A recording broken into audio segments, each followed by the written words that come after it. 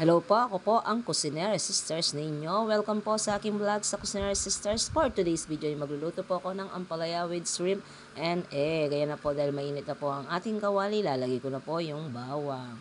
Nag-voice over muna po ako ngayon. Susunod po nating ilagay ang ating sibuyas. At susunod po ang ating kamatis. Yan, dapat tunawin muna natin yung ating kamatis. At ayan po, tunaw na po ang ating kamatis.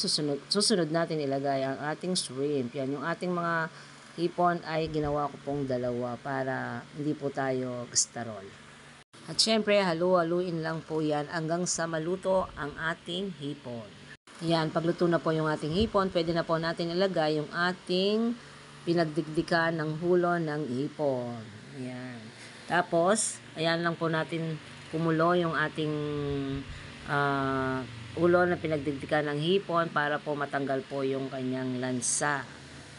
At ayan na, kumukulo na po. Ngayon, pwede na po natin ilagay ang ating Knorr shrimp para lalo maging masarap ang ating ampalaya. Ngayon po, ilagay na po natin ang ating ampalaya. Hindi po mapait ang aking ampalaya dahil binabad ko po yan sa mainit na tubig at nilagyan ko po ng asin para medyo mabawasan po ang kanyang pait. At takpan ito at maghintay ng ilang segundo hanggang sa maluto ang ating ampalaya. At ayan na po, nilagyan ko na po ng scrambled egg. Hindi ko lang po napindot yung aking cellphone. Yan, nilagyan ko na po ng scrambled egg at dahan-dahan lang po sa pag-alo para hindi po lumabas ang pait ng ating ampalaya. At naglagay na rin po ako ng mga pampalasa dyan, gaya ng patis at konting asin po. At ayan na po ang finished product ng aking ginisang ampalaya. Yummy, yummy!